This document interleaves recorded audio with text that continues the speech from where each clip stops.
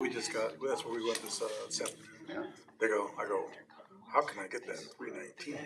Well, press on there that you'll pay inside. Come inside it and tell me you want the car wash. We'll get you the car wash. Today was the worst day. Yeah. I got the sticker in my truck I go through every day. But They still give you the discounts. Can I borrow? Yeah. Can I borrow the sticker? They look the license plate sometimes. Oh, shit. Never mind. I got one at home, my vehicle, my wife's changing it. It's just nice in the winter. Yeah. We did that stuff all pretty quick. All right, about 1 minute.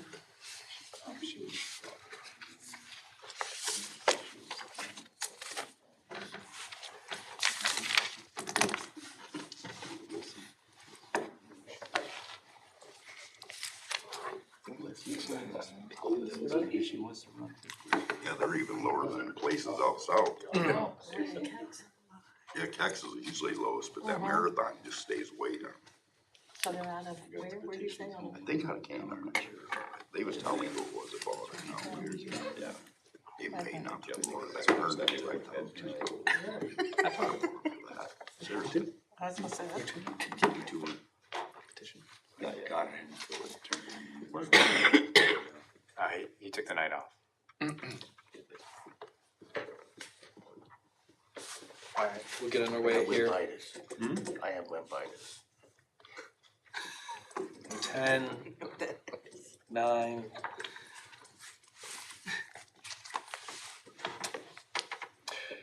Good evening, and welcome to the Defiance City Council meeting for tonight, April 11th, 2023. Before we get underway, we usually open up in prayer. Would you bow your heads in prayer with me? Heavenly Father, as we come before you on this beautiful spring night, we thank you for your providence and kindness as far as weather and health and the city that we live in now. Lord, as we come to address issues concerning the city, please give us wisdom and hearts that are willing to serve the people who are trusting us to make wise decisions. Lord, give us wisdom to change our minds when we're wrong and stand resolute when we are right. Guide and direct us so that we can act as servants caring for those people around us. In Jesus' name, amen. Amen. This meeting is called to order. Let the record show that all the members of council are present except for Mr. Engel. He could not make it this evening. Do we have a motion to excuse Mr. Engel this evening? Motion? Second. All those in favor of excusing Mr. Engel from tonight's meeting, say aye. Aye. All those opposed? All right, we'll excuse him this time. Would you stand with me for the Pledge of Allegiance? I pledge allegiance to the flag of the United States of America and to the republic for which it stands, one nation, under God, indivisible, with liberty and justice for all.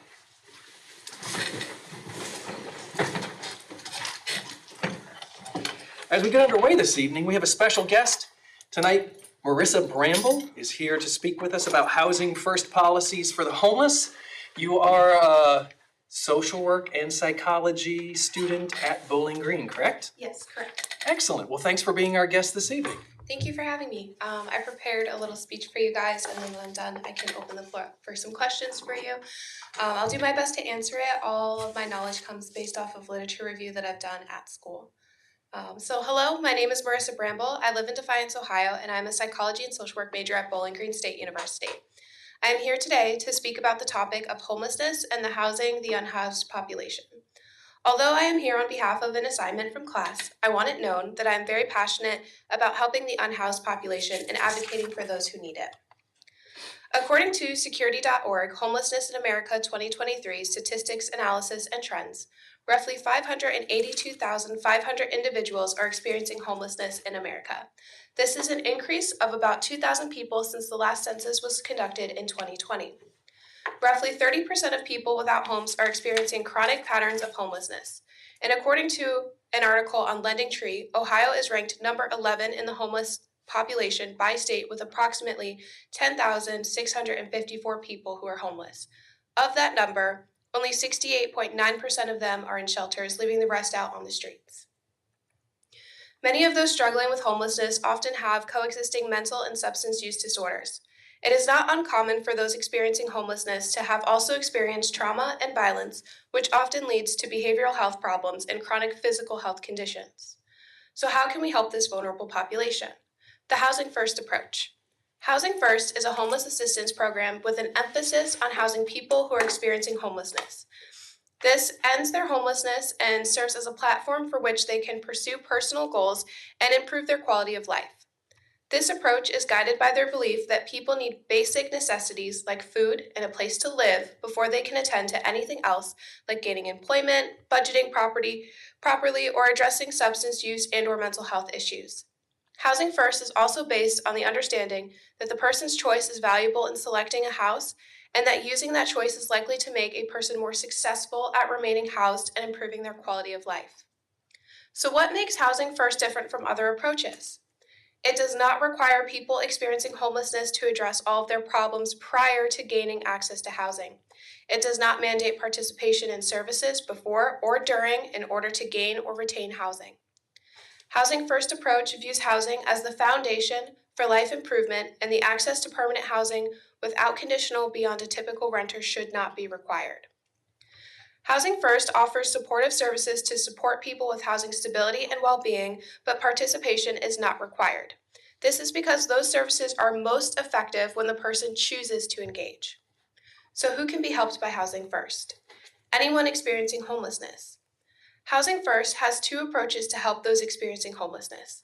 It can provide temporary assistance for those who become homeless due to temporary personal or financial crises and has limited service needs, such as needing help accessing and securing permanent housing, and it can also help those of high need that are chronically homeless.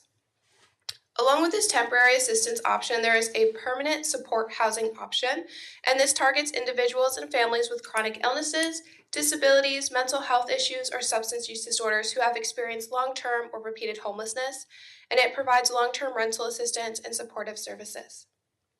The second approach is the rapid rehousing. So the goal is to help people obtain housing quickly, increase self-sufficiency, and remain housed. And the core components of rapid rehousing are housing identification, rent and move-in assistance, and case management services. So does it work? That's the big question. The simple answer is yes. The permanent support housing has 1-year housing retention rates up to 98%. In another study, the rapid rehousing that helps people exit homelessness quickly remained housed after 2 months. And another study showed that between 75 to 91% of households remained housed in a year after being rapidly rehoused. In New York, they have seen savings of approximately $10,000 a year for each person housed. Other cities, such as Boston and Seattle, have seen similar savings. According to the National Low Income Housing Coalition, savings to the public range from $900 to $29,400 per person per year after entry into the Housing First program. So why did I give you all these facts and spend the last few minutes talking about Housing First? Simply put, homelessness affects towns even like Defiance. We do have a wonderful homeless shelter in Defiance, and they have done so much to help and serve the community, but that's not enough. All I ask is that when this topic comes up again, and it definitely will, that you remember me speaking about the Housing First approach. It has done so much good for so many cities all over the country that it is worth the investment into bettering our own city. Thank you for allowing me the space and time to speak of the matter of homelessness today, a topic I am deeply passionate about. Thank you. Thank you. Do we have any questions or comments for Ms. Bramble? Mr. Hancock? Yes, the Housing First program itself, is there a contact information for that? Is it local or is it more regional, as far as levels? So from my research, it's been city-based. It started in Oklahoma City, but it's been in cities from Seattle all the way to New York. I could find out for you if there's a particular program like Contact Point. All I've found is just articles on its effectiveness.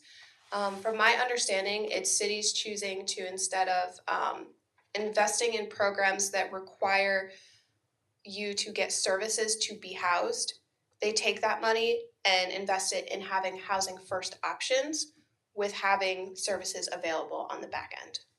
Thank you.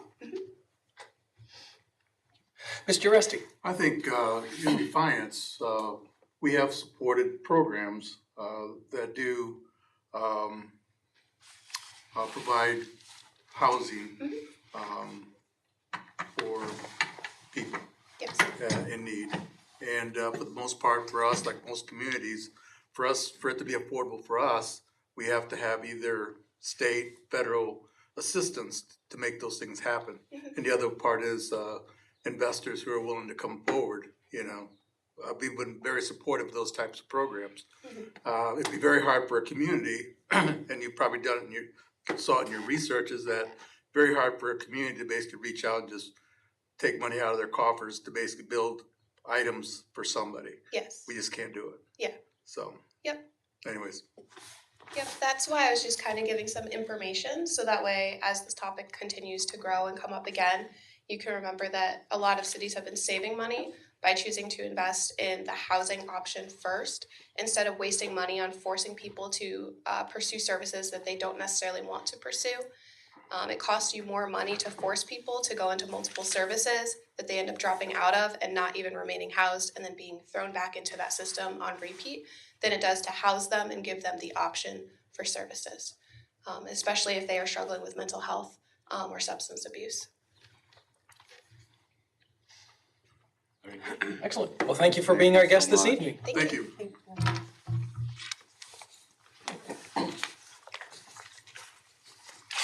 I reviewed the index minutes for our last city council meeting of April 4th, 2023. Do we have a motion to correct or amend these index minutes? Without any motion, I'll approve them. Do we have any liaison meeting reports or requests? Mrs. Crutch.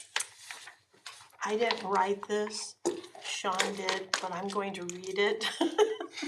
Pursuant to Rule 3.1A of the Rules of Conduct and Procedure, I move to schedule a meeting of the previously established Committee of the Whole on April 25th at 6 o'clock in the Charles Beard Community Room at 631 Perry Street, Defiance, to examine the requirement for the use of plumbing contractors contained in Section 1313.06 of the codified ordinances of Defiance, Ohio, as well as other building code requirements for rental properties.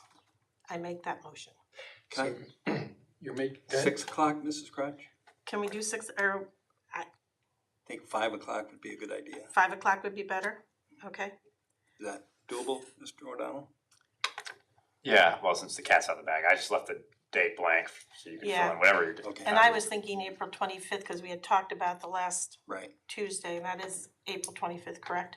Yep. Yes. So 5 o'clock, April 25th. Yep. Here, I make that motion.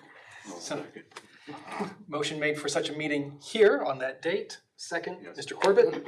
Mrs. Crutch, Yes. Mr. Corbett, Yes. Mr. Hancock, Yes, I may be a little late.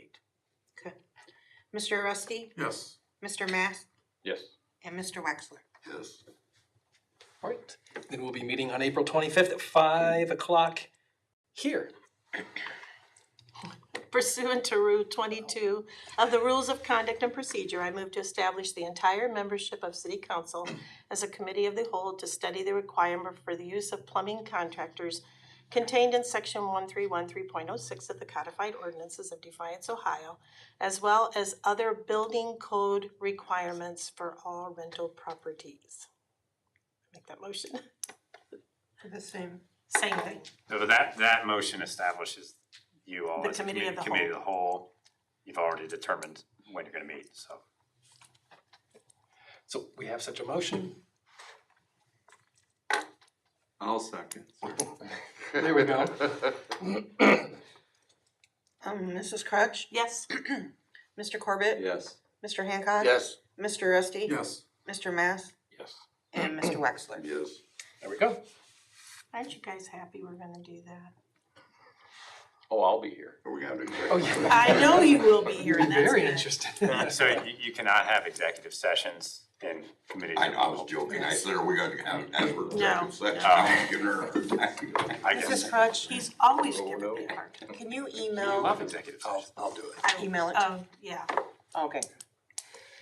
Do we have any comments from council this evening? Mr. Hancock? I was asked to, see if we could have an update on the cable installation that is, in progress for the company. The fiber optic? Yes. Do you know when they're going live? they're still working with the engineer, they're still working on right-of-way acquisition, they're still working on a lot of things. Live, Mr. Hancock? Yeah. Not this year. Okay. But I know recently they have been communicating with the city engineer, but we can find out exactly what they're communicating about. In progress. Mr. Corbett? While we're on the update status, how about the 1918 building, anything to share? Actually, tomorrow in here, we'll be meeting with a group of citizens that we put together several years ago and just updating them on some of the things. We've been in contact with 3 different developers that are showing an interest in our concepts and ideas. And I would guess, actually one of them just said, I need to get through tax season and then I will make this a priority. So in 10 days to 2 weeks, I think I should be hearing from him, Mr. Corbett.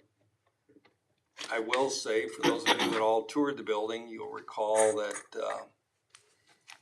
the boiler room's now empty. A scrap company took the boilers out for the scrap. And that was always one of those things you walk down there and you just think, oh my gosh, this is an insurmountable task to get those out. And scrapyard tore them out at no cost to us. Hey. So that room is empty now, for the most part. Good. Swept up, cleaned. For a boiler room, it looks pretty good. We're not worried about unheated buildings in the winter. But that boiler had been disarmed when the school did the separation. The new unit that's in the Henkel building provides heat to the auditorium and the gymnasium. So it's actually only the 1918 building isn't heated, and there was never any intention to heat that. Okay. Thank you. You're welcome. Mr. Rusty? Just a quick follow-up on that. I haven't been there for a while really looking at it, but is the chimney still up at the 1918 building? The chimney's gone. Okay. That Mystery Rusty, when the school still had ownership, they used state demo funds to. Okay. And that was a conversation at the time I had with Mr. Struble, and I think we all agreed because of its condition. As much as there was a cool factor to that chimney, we thought it was best that it come down. Mrs. Crutch? Just a couple things. At the Strady Center this Sunday is the Rice Brothers at 2 o'clock. You can purchase tickets at the door. Also, I just wondered if there was any update on the memorial, the Anthony Wayne Memorial, and what's happening with that. That group met last week or the week before and talked about their plans going forward. They're working with the property owner, Mr. Sansaloni. We don't have too much connection to it because it's a private group doing a project on private property. And we did caution them to make sure they followed all state codes for footer depths and that sort of thing, Mrs. Crutch.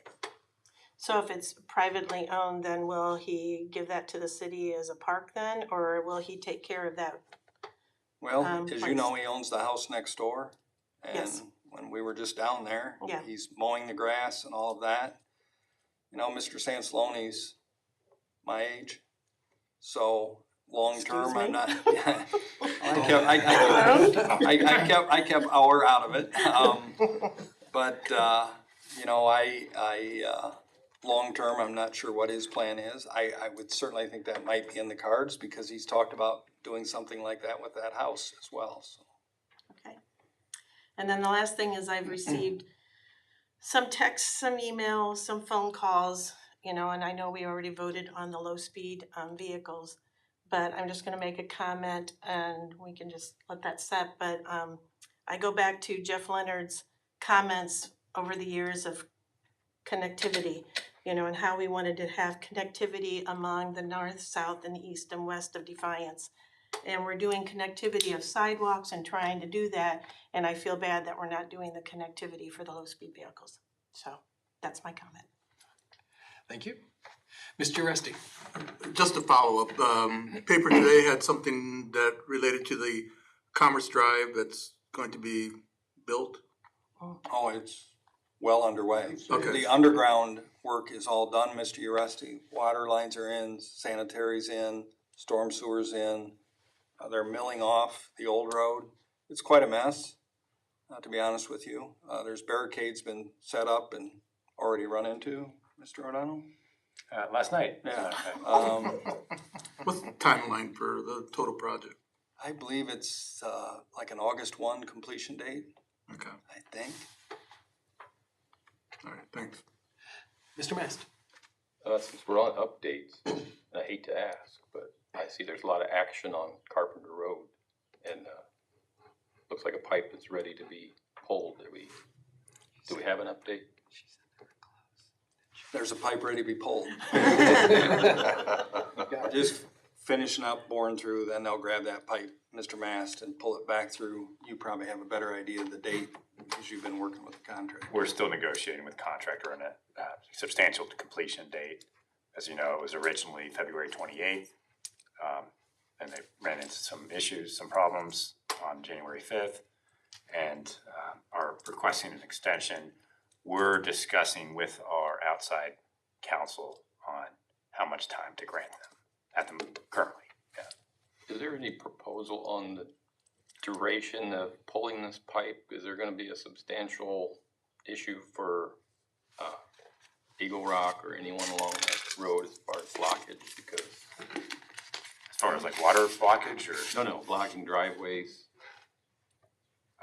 As far as I know, we give access to the homeowners there to their driveways. Well, once they start pulling that pipe though, they're gonna pull that right past the entrance to Eagle Rock. Yeah, I have not heard of any blocking, but we can certainly look into that for you.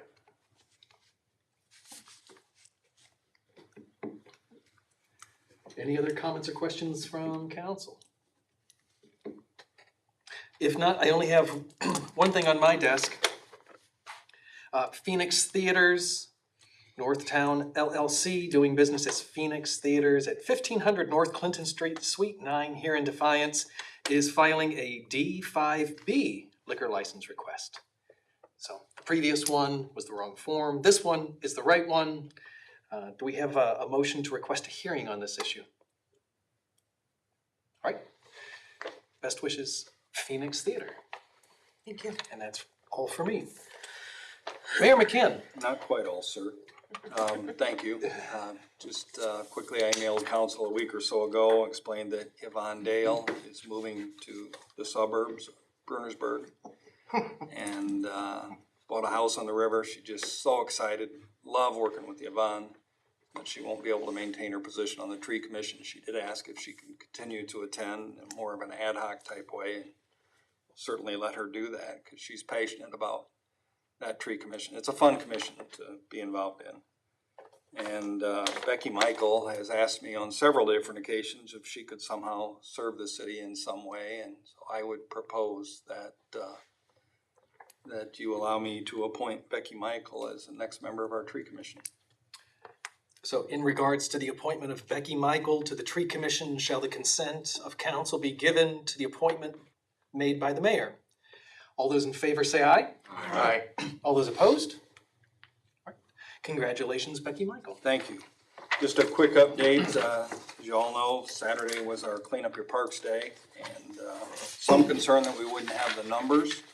But as a matter of comparison, last year we had 375 volunteers. This year we had 366, so just a nominal difference. And as I compare the notes, the amount of trash collected at each park was very similar. There was something a little bit more interesting on Riverside Cemetery. In the last year, there were 5 truckloads of brush removed. This year there were 6, and also 6 truckloads of brush, additional brush. But one thing that was taken this year that wasn't, there were some zombies removed, I'm told. So that was reported to Mike Adams, who was leading the charge at Riverside Cemetery. And I, of course, say that with a smile. Other than that, this weekend is our first attempt at our spay-neuter clinic. That has been championed by all of us around this table, as well as Lisa Weiner. And Lisa's here tonight to give us the final update, and I'm sure we'll be back sometime in the future for a summary. Hello, everyone. As requested, I wanted to give everyone an update on where we stand. Right now, everything's ready to go. Everybody is on board as far as the Rascal unit being here Monday. They are going to arrive around 9:30 on Monday. They're coming from Columbus, so give or take a few minutes there. Sunday, we are going to be at the Office Max building, providing traps to the community. We've got a timeline out there right now of 10 to 1 for people to come out and pick up traps. My plan is to really just kind of log who the people are that are coming out. We're going to, with permanent marker, we're gonna label all of the traps that were purchased, all the new traps. And then we'll also have labeling on there for who's picking them up, just first, last name, phone numbers, and then where they're gonna be setting the traps. So that way we know at the back end where the cats need to go back to be released. So I've got my favorite spreadsheets ready to go for that. What we'll do in the afternoon then, I've got a small group that we will go out to some of these, what I call the colony areas. The areas like behind Aldi's and Marco's, the library, there's just some hot spots obviously around the city. Some that, quite a few we're aware of, and then some that people have called us on as well. So we're gonna go out and set those kind of colony area traps. Get those all set. The food is in as well, so we've ordered just those small disposable cans of cat food that can be put in the traps easily and then discarded when necessary.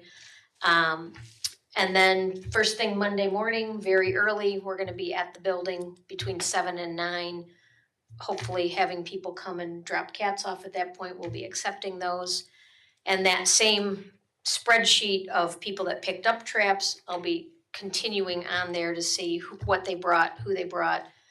If it's empty traps, bring those back as well. Again, trying to keep tabs and inventory on those, because we appreciate you all funding that part of the project. So we're gonna try to keep all of that keep track of all of that as best that we can. Monday's gonna be a long day. Good news, weather's not gonna be like today. As my luck would have it, it's gonna be nice until about Saturday or Sunday. So Monday, it's supposed to be ultimately in the 40s, maybe 50, maybe a little rainy, but that's okay. So it will be a long day. Don't know yet how long until we know how many animals we have at that point. So that's always kind of the guesswork in there. We'll take a break midday and provide lunch for everybody. We'll have bottled water there for everybody as well. We've got about right around 30 people that have called that will volunteer. We're gonna call them all back tomorrow and just see exactly what they're able to do. Are they just volunteering to trap, maybe in their neighborhood, or are they volunteering to participate the day of? And then we'll make assignments. We'll give everybody their assignment based on what they can do and when they're available. So all day Monday, we'll be just kind of, cycling the kitties through, getting them all taken care of. Question for you all. So part of the spay and the neuter, they spay, neuter, and they do rabies vaccines and they tip the ears. That's kind of part of the normal process. They do ask that we give them direction ahead of time. So for example, if there's a cat that has a visible infection or some type of a respiratory issue, which this time of year, there's lots of those, do we want to have them administer an injectable antibiotic?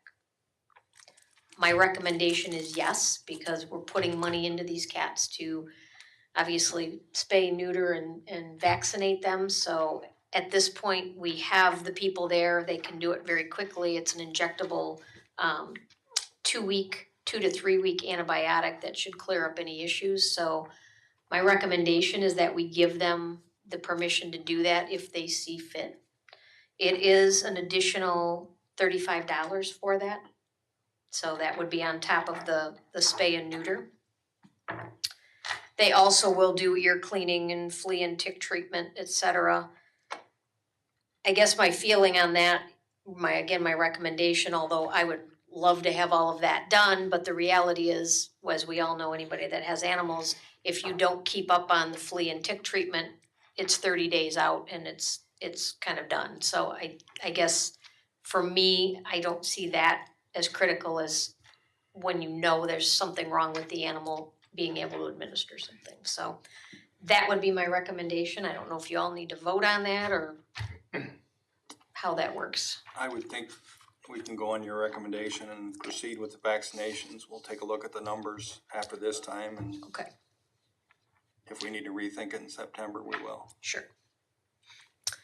I did meet with Todd Helberg from the Crescent earlier today. He's gonna do another article on Thursday. Again, just kind of getting it back out in front of everybody, with our timings and timelines and all of that.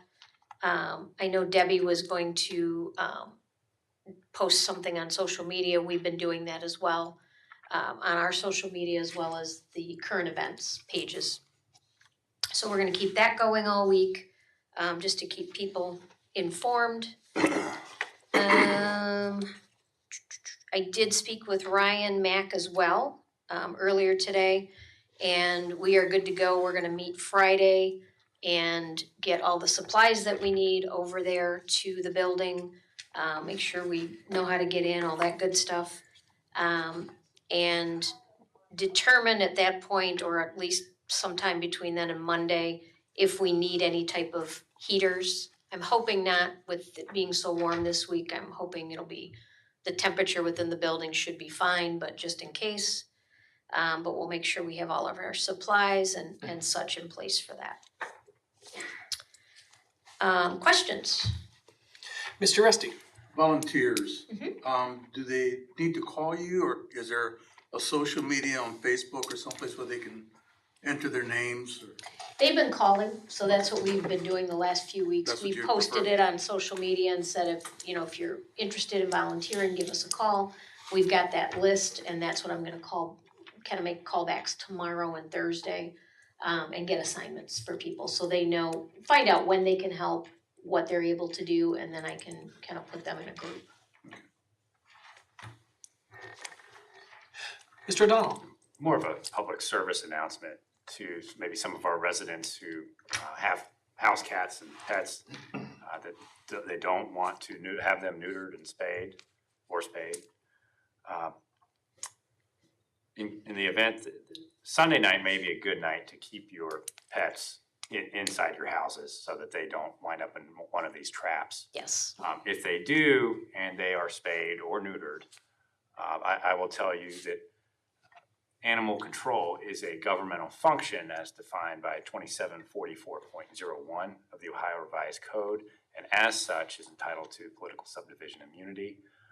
Any claim for tortious interference with feline consortium will be dead on arrival at the law director's office, and I imagine it will be as well at the Humane Society's council at Wiener, Hill, Weber, and Stanley. Got it. Although I don't like to use the term dead on arrival. Right, we're a no-kill law director's office. That's right, we don't wanna use that. But you are correct.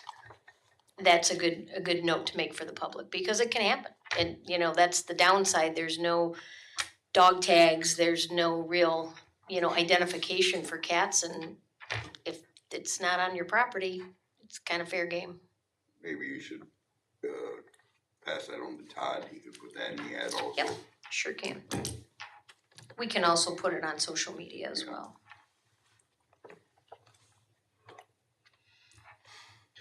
Mr. Mast? Lisa, is there a foreseeable instance where an animal is brought in that is, for lack of a better term, beyond repair? Yes. And is there something in place for that to be taken care of? Yeah, they will euthanize if they feel, they're veterinarians and vet techs, they're certainly qualified, but if an animal's brought in and they feel like it's distressed and there's really nothing we can do, then they will euthanize and humanely, which is the right thing to do. Do we have any other questions for Mrs. Wiener? Yeah, one last one.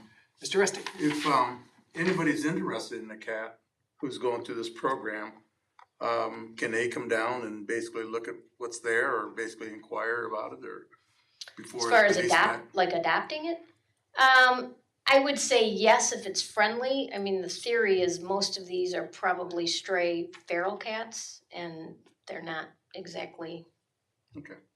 you know, the type you want in your house. However, we have a load that are certainly up for adoption. Maybe I'll bring pictures and lay it out in the front. Do a little adoption event while we're there. That'd be good. Yeah, you never know. We've got all day, so we can do that.